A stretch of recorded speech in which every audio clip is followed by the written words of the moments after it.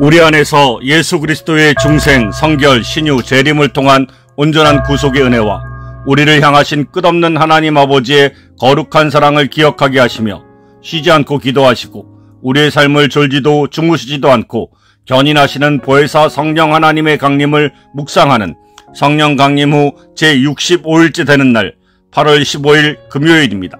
이 시간 보혜사 성령 하나님께서 사도들을 통해 주신 사도신경을 믿음으로 함께 고백하겠습니다. 나는 전능하신 아버지 하나님 천지의 창조주를 믿습니다. 나는 그의 유일하신 아들 우리 주 예수 그리스도를 믿습니다.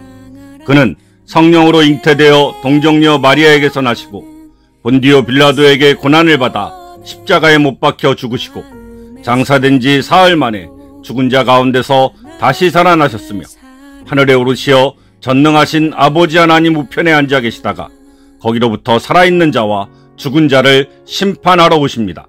나는 성령을 믿으며 거룩한 공교회와 성도의 교제와 죄를 용서받는 것과 몸의 부활과 영생을 믿습니다. 아멘. 성령 강림 후 제65일째 되는 날인 8월 15일 금요일 함께 묵상할 하나님의 말씀은 마태복음 5장 7절 말씀입니다. 긍휼히 여기는 자는 복이 있나니 그들이 긍휼히 여김을 받을 것이며 아멘. 오늘 우리가 마태복음 5장 7절 말씀을 중심으로 묵상할 제목은 성령으로 여시는 하나님의 거룩한 마음입니다. 예수님이 말씀하신 긍휼은 헬라어로 엘레오스, 히브리어로는 헤세드라고 합니다. 이것은 단순한 동정이 아닙니다. 마음 한구석에서 불쌍하다고 지나가는 감정이 아닙니다. 긍휼은 언약에 기초한 하나님의 깊은 사랑, 그분의 가슴 속에서 솟아나는 자비입니다. 그리고 이 마음은 성령께서 여셔야 비로소 우리에게 보입니다. 첫째, 우리는 성령을 통하여 잃어버린 자를 찾아오시는 하나님의 중생의 긍휼을 알 수 있게 됩니다. 우리가 예수님을 믿게 된 것은 내 결심보다 먼저 하나님의 긍휼이 우리를 찾아왔기 때문입니다. 성령께서 죄 가운데 죽었던 우리를 보시고 하나님의 마음을 우리 안에 심어 주셨습니다. 성부 하나님은 범죄한 아담과 하와를 찾아가셨습니다. 예수님께서도 사마리아 수가성 여인을 만나셨습니다. 그 여인은 사람들의 시선을 피해 한낮에 우물가로 나왔습니다. 하지만 주님은 피하지 않으시고 그곳까지 찾아가셨습니다.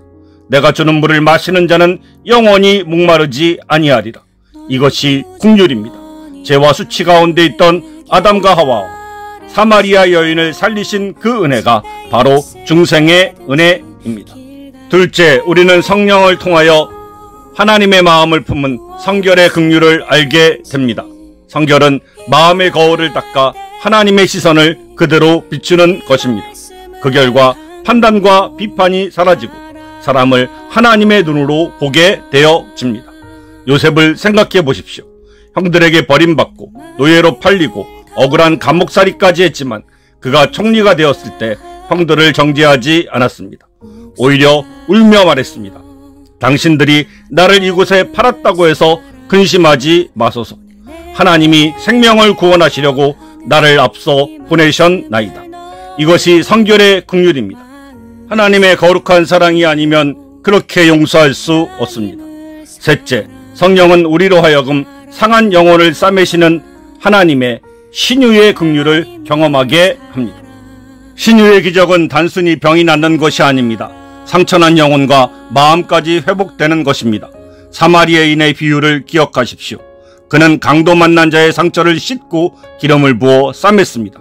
그건 단순한 응급처치가 아니라 다시 살아날 수 있다는 회복의 약속이었습니다. 성령께서 하시는 신유의 사역도 그렇습니다. 긍휼로 다가가 상처를 싸매고 다시 일어설 힘을 주십니다. 셋째, 우리는 성령을 통하여 끝까지 포기하지 않는 하나님의 사랑이신 재림의 긍휼을 알게 됩니다. 재림의 날 하나님께서는 모든 눈물을 씻어주십니다. 베드로를 기억하십니까? 그는 주님을 3번 부인한 후 다시는 제자 자격이 없다고 생각했습니다. 그런데 부활하신 예수님이 갈릴리 호숫가로 찾아오셨습니다. 요한의 아들 시몬아, 내가 나를 사랑하느냐? 그 질문은 책망이 아니라 회복의 초대였습니다. 재림의 주님도 그렇게 오십니다.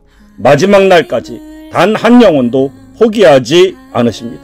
전쟁터에서 전우를 끝까지 포기하지 않고 총알이 빗발치는 곳으로 달려간 병사처럼 예수님은 재림의 날까지 단 한 영혼도 포기하지 않고 긍휼로 끝까지 우리를 부르십니다.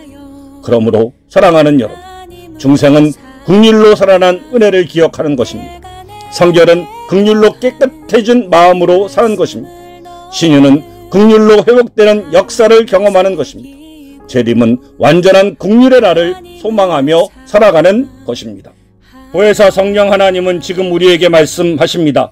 첫째, 중생한 너희는 하나님의 긍휼로 거듭났음을 기억하라. 둘째, 성결한 너희는 원수를 사랑하는 하나님의 마음을 품으라. 셋째, 신유의 은혜를 경험한 너희는 상처 입은 자를 회복하는 통로가 되라. 넷째, 재림을 소망하는 너희는 베드로처럼 끝까지 붙드시는 주님의 긍휼을 소망하라. 우리에게 주신 은혜를 기억하면서 오늘의 기도를 이 시간 함께 드리겠습니다. 주 예수님, 오늘 하루 판단 대신 긍휼의 시선으로 사람들을 보게 하여 주옵소서. 나의 말 한마디와 손길 하나가 상처를 싸맬 수 있게 하여 주옵소서. 재림의 날까지 포기하지 않는 긍휼의 사람으로 서게 하여 주옵소서. 예수님의 이름으로 기도하옵나이다. 아멘. 시간 다같이 중생, 성결, 신유, 재림의 온전한 구속의 은혜를 주신 우리 주 예수 그리스도께서 가르쳐 주신 기도인 주기도문을 믿음으로 함께 드리겠습니다. 하늘에 계신 우리 아버지, 아버지의 이름을 거룩하게 하시며 아버지의 나라가 오게 하시며 아버지의 뜻이 하늘에서와 같이 땅에서도 이루어지게 하소서. 오늘 우리에게 일용할 양식을 주시고 우리가 우리에게 잘못한 사람을 용서하여 준 것 같이 우리 죄를 용서하여 주시고 우리를 시험에 빠지지 않게 하시고 악에서 구하소서.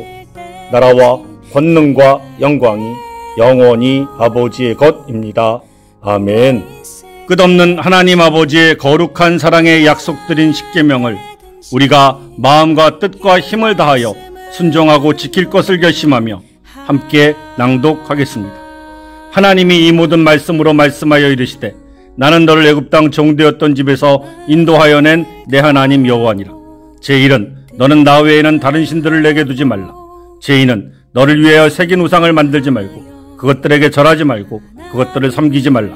제3은 너는 내 하나님 여호와의 이름을 망령되게 부르지 말라. 제4는 안식일을 기억하여 거룩히 지키라. 제5는 내 부모를 공경하라. 제6은 살인하지 말라. 제7은 간음하지 말라. 제8은 도둑질하지 말라. 제9는 내 이웃에 대하여 거짓 증거하지 말라. 제10은 내 이웃의 집을 탐내지 말라.